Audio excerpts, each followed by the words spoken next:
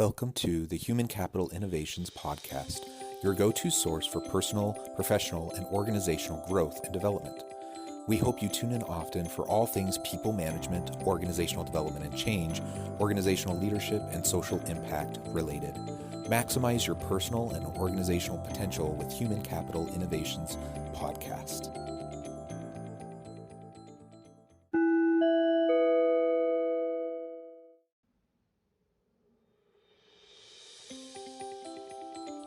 Welcome to the Human Capital Innovations Podcast. In this HCI podcast episode, I talk with Bill Flynn about flourishing as a leader.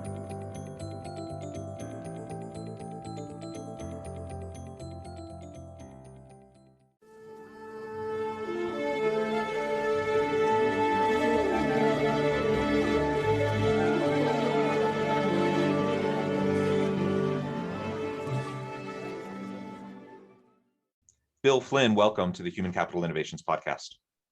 Hey, Jonathan, thanks for having me. I'm really looking forward to chatting with you.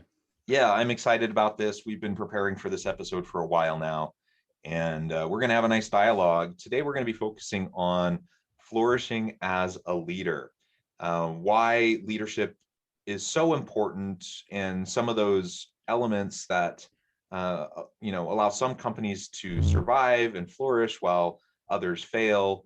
Some of the roadblocks, the gaps, and the pitfalls that people fall into as they're trying to become an impactful and successful leader. These will be, the areas of focus that we look at today. As we get started, I wanted to share Bill's bio with everybody. Bill Flynn has collaborated with Alan Mulally, pitched Stephen Jobs, accomplished much, failed often, and learned many useful lessons from 30 years of studying the science of success. He is best described as a pragmatic Simon Sinek, an optimist and an operator. Bill embodies his core purpose, simplified servanthood, by spending each working moment to help create a compassionately productive society by enabling enlightened leaders to focus on the few things that truly matter to their teams and key stakeholders. He has worked for and advised hundreds of companies, including startups, where he has a long track record of success spanning multiple industries. Bill has been a VP of sales 8 times, twice a CMO, and once a GM of a division of about 100 million IT service company before he pivoted to becoming a business growth coach in 2015. Prior to that, he had 5 successful outcomes, 2 IPOs, and 7 acquisitions, including a turnaround during the 2008 financial crisis. Bill's best-selling book, Further, Faster, The Vital Few Steps That Take the Guesswork Out of Growth, continues to garner a nearly 5-star rating, generating demand for virtual and in-person national and international speaking opportunities. Bill, again, it's a real pleasure to be with you today. I'm excited for this conversation. Anything else you would like to share with listeners by way of background or personal context before we really dive on in? I think that's enough. I don't think any podcast host has read my whole bio before, so that was interesting. Thank you for doing that. No, you have a great background. I love sharing the bios of my guests because such a rich and diverse set of experiences, background, and different perspectives that you bring to the table. So I think that's important for the framing of our conversation. You come at this and you come at leadership, a little bit different than other people. Someone who comes at it from a background in HR or people operations, they might view it a little bit different than your sales and your operations background, and that's okay. So we have an opportunity to explore that, and I think that's wonderful. So let's really just start with kind of the fundamentals here. And first, I'm really curious about kind of your own take on effective leadership. What got you passionate about this topic? Why is it something you focus on now? Why did you transition in 2015 to be a business growth coach? And why do you focus so much of your effort and energy around successful leadership? Sure. I'll do the transition first, and then I'll sort of talk about leadership a little bit. And you're right, I'm a bit of an iconoclast, so I may say things that offend some of your listeners, but I can defend them. I did 10 startups between startup 5 and 6. My wife and daughter asked me if I really needed to do another one right away. And I said, no, we had done relatively well. I mean, I'm not independently wealthy or anything. I still have to work, but I was 4 for 5 in my first 5 startups. So that's a pretty good track record, 80%. It's usually about 10. So I took some time off, but during that time I got calls from friends and colleagues who said, can you help me out? I hear you're not working, and one of them ended up hiring me. And I took over. That was the 2008 crisis thing. It was actually January 2009 is when I started as the GM. And we were an email hosting company, and the entire technical infrastructure collapsed. So we didn't really deliver email to anyone in any timely fashion for 2.5 days. So what I had to do was I became a coach. I didn't know I was a coach at the time. I wasn't smart enough to know that's what I was doing, but I'm pretty Socratic in my philosophy anyway. So I told my team, I said, look, we're in trouble. We need to fix this. Luckily, the company that took us over was on its way to fixing it. They just had to accelerate it. I said, but we got 60 people working for us. We've got 7, 8, 9,000 customers. We got to take care of these folks and get this thing back to where we're going. And I said, look, I've never run a technical infrastructure before. I'm a technically inclined, but I've never done one. I've never run support before. I've never run finance before. I said, so I don't really know what I'm doing, but I do know where I want us to end up. I said, so let's discuss, debate, and decide on that. And then I need you guys to draw the map from where we are now to how do we get there, and then how I can help. And that worked phenomenally well. We ended up, I left before, but we doubled the business in about 2 years, which had been about 7 years old. We had increased the average order size by about 30%. I didn't lose one employee who were getting yelled at left and right. It was 2008, 2009, so there wasn't a lot they could do to go anywhere, but they're relatively engaged. So that's sort of how I started. And I loved that feeling. Not that we were successful. The resume stuff is great, but the best part was when 2 of my teammates who ran support and technical infrastructure, who are generally younger managers, meaning not younger in age, but they hadn't really managed before. The day I left, they both basically said the same thing to me, which is, I just want you to know the stuff that you made me do, that roadmap, and then figure it out. He said, it was really, really hard. But I'm so glad you made me do it, because now I know how to do it. Right. So, and that was such a wonderful feeling. And I wanted to get that back again. So after I did a bunch of other startups, which were not as good at all, I decided I wanted to try something else. I was about 50 years old, 51 or 52. And, I said, I want to get that feeling back. How do I do that? How do I become a coach? So I looked at a whole bunch of methodologies, from EOS to eMyth to scaling up to, there are 20, so far I found 23 different business operating systems that are, that you can choose from. And I resonated most with scaling up, which I kind of like the philosophy, very holistic. And that's based on John D. Rockefeller and what he did with Standard Oil. And I joined that group. I'm no longer with them, but that's the foundation of what I teach. And I now know what a calling is. I knew what it was intellectually, but I love what I do. I mean, time just flies by. I love my clients. It's so wonderful. So I'm really glad I did it. Yeah, well, thank you for that background, and it's really fun to hear about how people find themselves, in this kind of a sphere, focusing on coaching and mentoring and executive leadership and such. It's a really important role, because I think there's a lot of executives out there, a lot of organizational leaders who have passion, they have technical expertise in their discipline, they advance in their career, they get promoted, they find themselves in leadership roles with the best of intentions, but they don't really know what they're doing. Yeah. But they have the desire, they want to learn, right? But they need Yep. they need someone to help them get there. And so that's where you come in. That's the same kind of work I try to do. And I think it's really meaningful. I feel the same way as you. I think it's a calling. I think it's really invigorating to be involved in that kind of work. So I'm curious then, with that background, what do you see as the main job of a leader when you're meeting with a new client and you're trying to map things out, getting, starting with the foundation of purpose and meaning and fulfillment? Like what is it about being a leader? What do they need to do? Yeah. So first, I'll start off with my controversial thing. I don't actually think leadership is a thing. And I have sort of a brain of a scientist, and to me, if you can produce it and repeat it, then there's some sort of cause and effect. But you can't repeat leadership. Everyone is different. Everyone applies things differently. Steve Jobs is different than Alan Mulally. Is different than Warren Buffett. Is different than Bill Gates, and Satya Nadella is way different than Ballmer before him at Microsoft. Everyone does it a different way. So that means there's no formula. There's no way to learn to be, here's how you become a leader. Here's the box, and if you learn the box and then you do it. So I actually think followership is the thing. We can study that. We can find out, why do people follow other people? What are the aspects? And to be honest with you, I've asked. So I'm connected to Amy Edmondson, who's a psychologically safe lady, and I asked Lisa Feldman Barrett, who is a neuroscientist and studies emotions and business, and I've asked a bunch of people saying, is there anyone who's actually studied followership to figure out how followership works? And no one really has. They've studied and they've categorized followers, so after they've followed. But I want to know what causes someone to follow. So I have my own theory, which is that in order for people to follow you, you have to have a compelling vision or something compelling about you. It might just be your aura or whatever, how you hold yourself, but it has to be compelling, because followership is a voluntary act. You can't say, I'm your leader.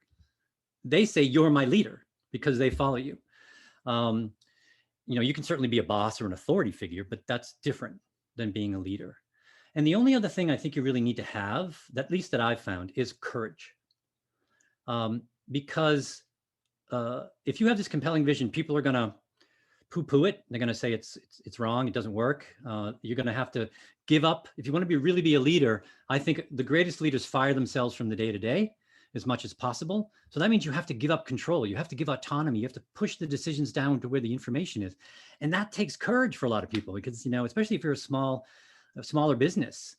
So that's sort of my take I think, I think that's great. I like that framing, because you're absolutely right. The type of leadership you're describing requires a heightened level of personal security, right? Mm-hmm. I have to be emotionally secure with myself and confident in myself, allowing myself to give up control, to delegate power, and to lean on the experts that are on my team, and to not try to position myself as the expert that everyone has to look for their marching orders, right? That's kind of this old command and control model of leadership that doesn't really work. It works in certain situations, right? If it's an emergency or a crisis situations, but we're in a knowledge and tech-driven economy where people need to innovate and constantly pivot and be adaptive. And in the situation most people find themselves in most days, that kind of leadership doesn't really work, and it's not sustainable in the long run. It's sustainable in short spurts during crisis, and that's about it, right? It does not scale. Absolutely right. Yeah, one of the things that I write is that leaders, when people say, so why do you think this happens? And I said that leaders rely much too much on luck, effort, timing, and force of will. And that doesn't scale. It certainly doesn't scale profitably. So you have to find another way. If you want to grow your business, if you just want to stay a small business and be a few people, that's perfectly fine, right? You're a player coach, and that's how it goes. But my clients are looking to grow, and generally they want to dominate whatever space they're in. And I tell the leader, your job is not to run the company anymore. Your job is to predict the future. And in order to predict the future, you actually have to slow your brain down and relax it, because that's when you get your best ideas, right? So I ask this a lot, Jonathan. So when do you get your best ideas? What are you doing? For me, it's when I'm out walking my dogs, honestly. Yeah. You're just relaxing. I've heard shower, on a run, whatever type of thing. So because your brain has slowed down, it's something called the edge effect, where loosely connected things actually physically fuse in your brain, right? The synapses and neurons connect.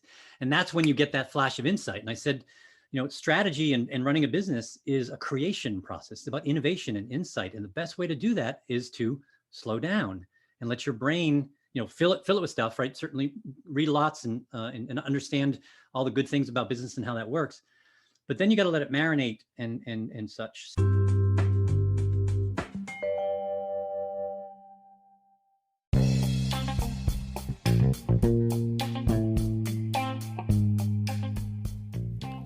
I'm excited to announce the publication of my new book from HCI Press, The Alchemy of Truly Remarkable Leadership: Ordinary, Everyday Actions that Produce Extraordinary Results.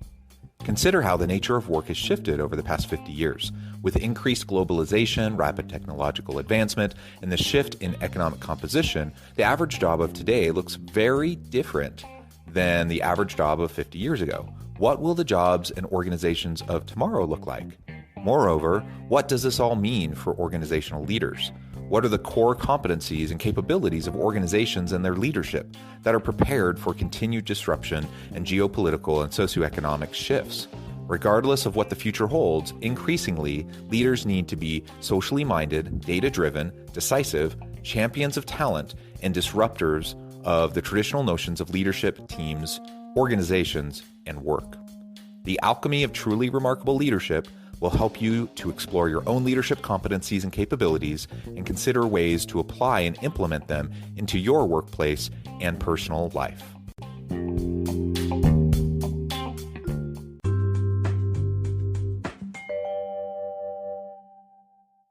You can't draw from an empty well, so you got to fill up the well with reading great stuff, talking to really intelligent people, surrounding yourself with a great team, having really great dialogue and strategy sessions, all that kind of stuff. That fills the well, so that when you lower the bucket, you have something to draw from.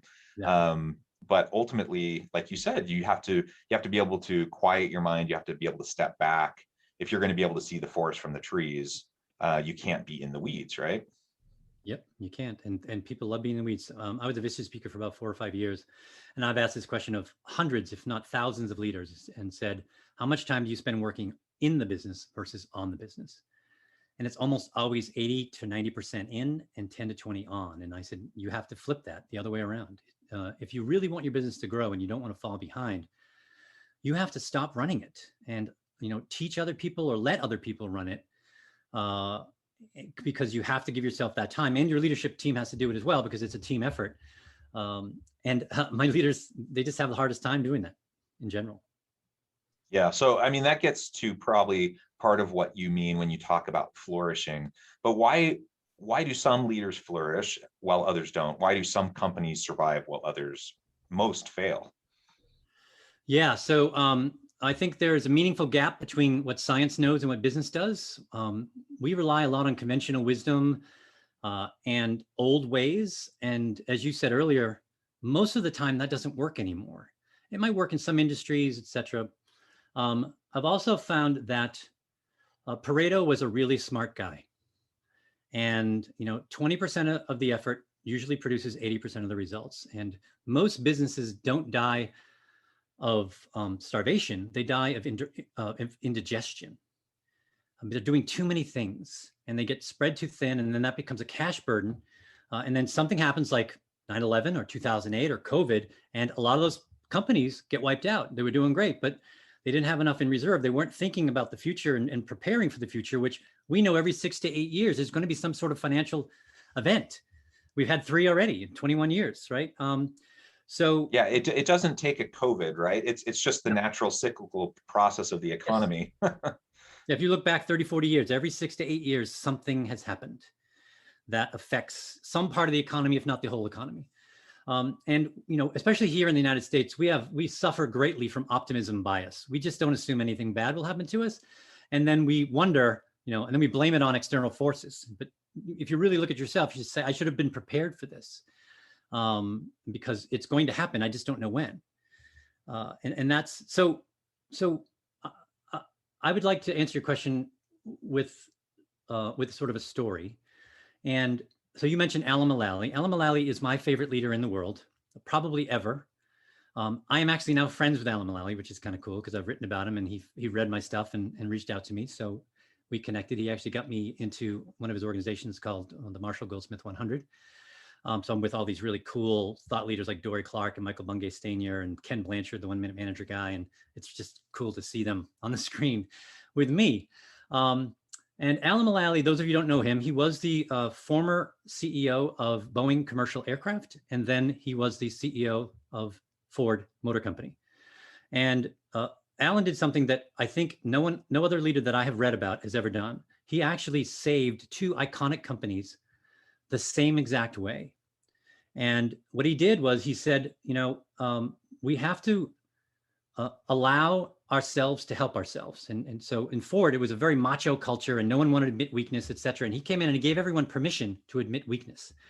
And he said, look, he used to do a business process review every week. And that's basically just red, yellow, green. Your main parts of your business from red, yellow, green. And he said the first time that he was in there, and many times after, everything was green everywhere. And I think he said about the third time he took, so these are people all over the world, right? And there's dozens of people on this phone call or in the room. And he said, folks, when I first started interviewing with Bill Ford, he showed me the financials. And this year we're going to lose $17 billion. He said, do you think everything's really green? And then the next week, Mark Fields, who eventually took over for him, who was running, I think I don't know which group he was, but he was running a manufacturing organization, and they weren't producing any cars. They had shut down production. So he turned to his team and said, do you think this is what Alan means about red? We're not actually doing what we're supposed to be doing. So he came to the next meeting, and Mark showed his red, and Alan said you could feel the air leave the room. And then he said, I started clapping, and everyone thought that was a signal for these two big, huge guys to come barreling through the door, grab Mark out of his chair and rip him out of the room. But he eventually sat him next to him. And he said, I knew we were going to make it when I started to see the rainbow of colors coming in. And all he did was say, okay, who knows how to help Mark? And the guy from Europe said, oh, we had that problem, whatever. And they realized that it's safe to say, I'm not doing it. I'm admitting a weakness. I'm admitting that I'm making a mistake, et cetera. So that sort of psychological safety. You have to create, I think a good leader creates what I would call atmosphere. They create the conditions for success. They don't actually make the success, and they give permission to people to do that. So that's sort of the epitome for me of how to be a great leader. And by the way, Alan Mulally is a very, very nice human being. You don't have to be a jerk. You don't have to be Elon Musk or Steve Jobs. We love those people because they're great stories, but you don't have to be them. You can be a kind human being, and he's a very kind human being. Now, he's tough, right? He said, I will love them up, but I'm holding them to the standard. If you don't meet the standard, then we have to figure that out. Yeah, mutual accountability is what builds trust, right? And so while holding the line on expectations, at some people could see that as being harsh. That's being a very caring leader, because you're trying to help develop your other people. You're trying to support them to accomplish results that will help them and the organization. It'll help their career. It'll help the organization in the short term and in the long term. So mutual accountability is absolutely essential. And you've said a couple times now throughout our conversation, you referred to kind of this notion that there's no one size fits all, right? And clearly, I mean, I'm in the space, I'm a professor, I do a lot of research in this space.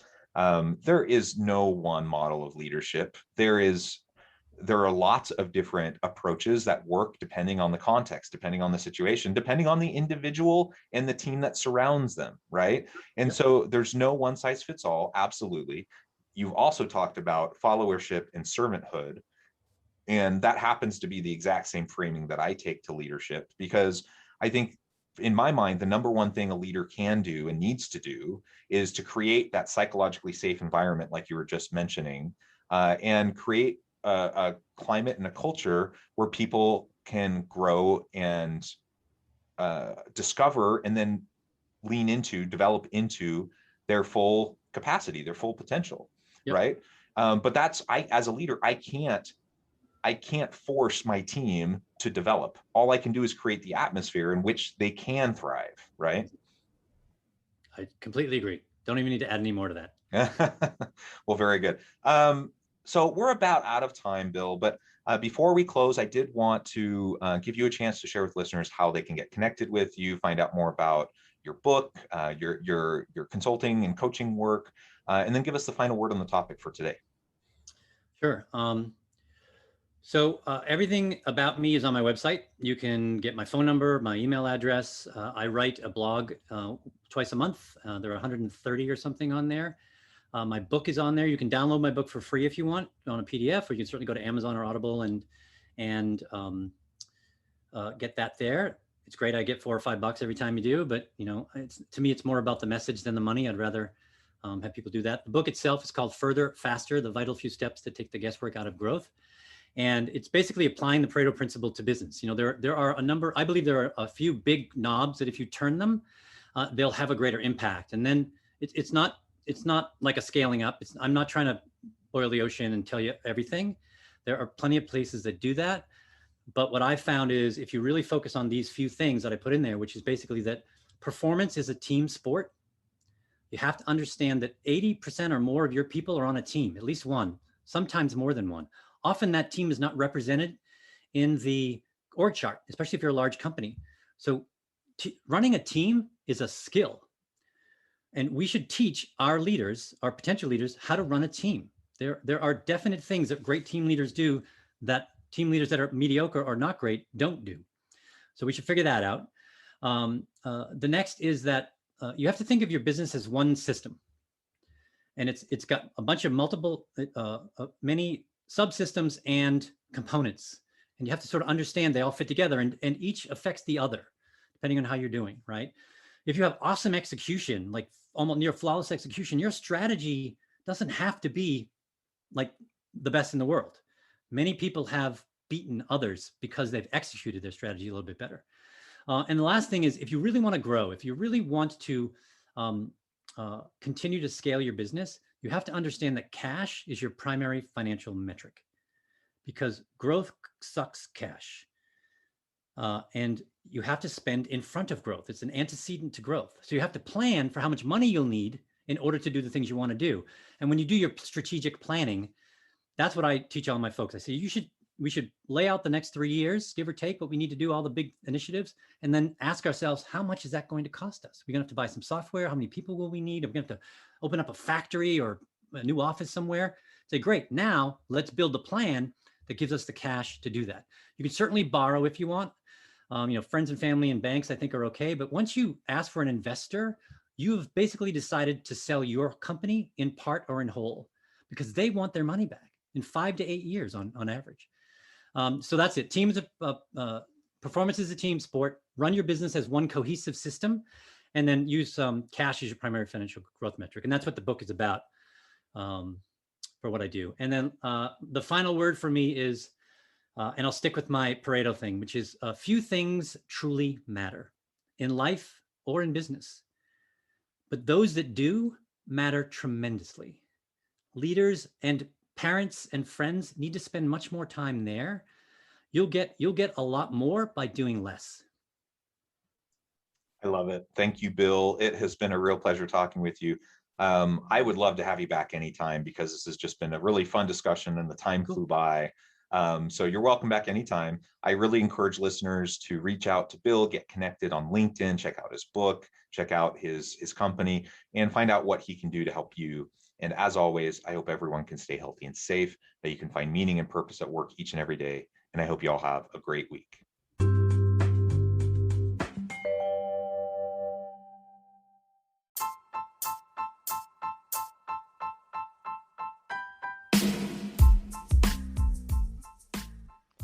We are excited about the launch of HCI's new magazine, Human Capital Leadership.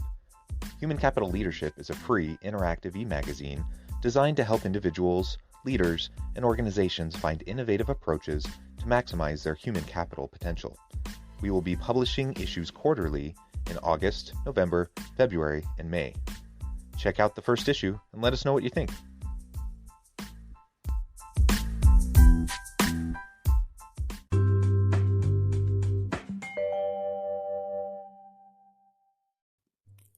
Thanks again for joining us for this episode of the Human Capital Innovations Podcast. I hope you stay healthy and safe and that you have a great week.